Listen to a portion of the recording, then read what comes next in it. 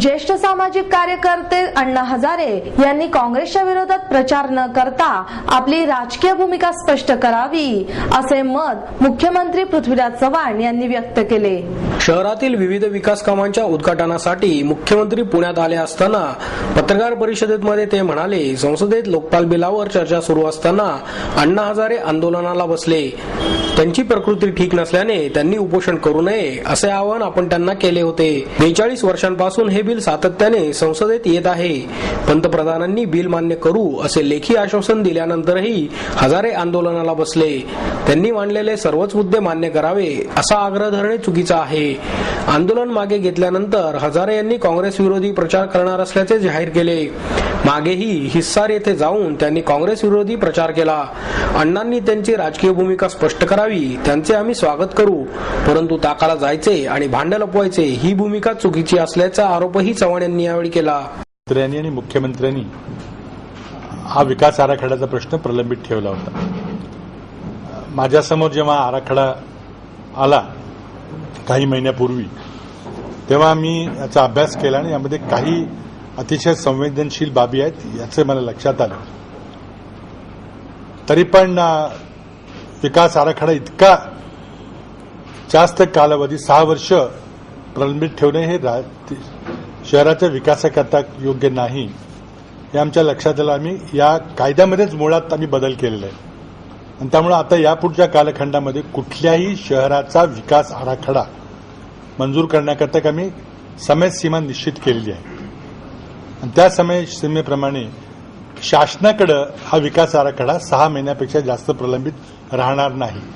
हे आता पुढच्या करता झालं, पुण्याकरता हा वेळ झाला ही वस्तुस्थिती आहे आणि म्हणून मी काही महिन्यापूर्वी जेव्हा माझ्या पुढे हा विषय आला तेव्हा मी सर्व गोष्टींचा विचार केला आणि कुठल्या कारणामुळे एवढा उशीर होतोय हे लक्षात आलं की काही 1-2 बाबी ज्या आहेत त्या फार संवेदनशील आहेत आणि म्हणून मग मी काही समित्या नेमल्या, इथं आलो, काही लोकप्रतिनिधींना भेटलो, त्याच्या आधी आमदारांची समिती झाली होती, त्याचाही सल्ला घेतला होता। महानगरपालिकेनं काही आरक्षणाच्या बाबतीमध्ये काही निर्णय घेण्याचं टाळलं होतं आणि सगळं वर पाठवलं होतं। डिपार्टमेंटनीही यावर खूप अभ्यास केला, नगरविकास सचिवांनी अभ्यास केला आणि माझ्याकडे प्रस्ताव काही दिवसापूर्वी पाठवला होता।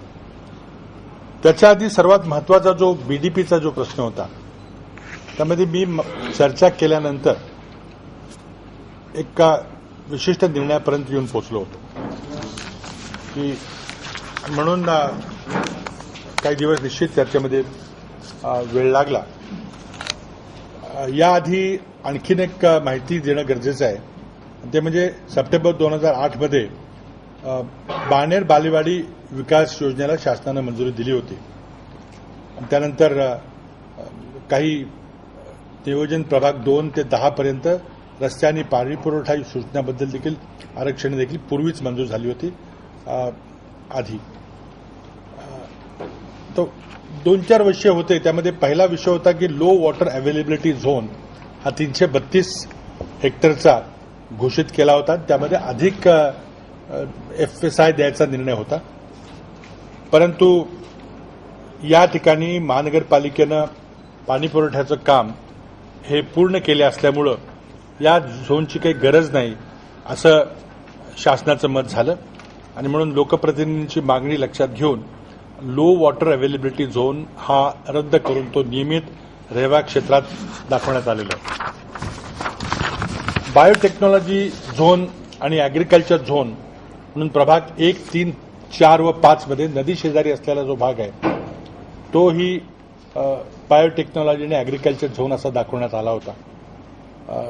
त्याकरताही स्वतंत्र झोन राखण्याची गरज नाही असं आमच्या सर्वांचं मत झालं आणि त्यामुळे हाही झोन वगळण्यात आलेला आहे आणि तोही नियमित रेवा क्षेत्र म्हणून दाखवण्यात येईल। तिसरा महत्वाचा विषय होता की टीपी प्लॅन करता आरक्षण दाखवण्यात आलं होतं आणि 584 हेक्टरचं क्षेत्र हे नगररचना योजना आरक्षित क्षेत्र म्हणून दाखवलं होतं। यापूर्वी शासनानं नगररचना योजना करण्याकरता टीपी योजना करण्याकरता एक वेगळी कार्यपद्धती कायद्यामध्ये बदल करून प्रस्थापित केली होती।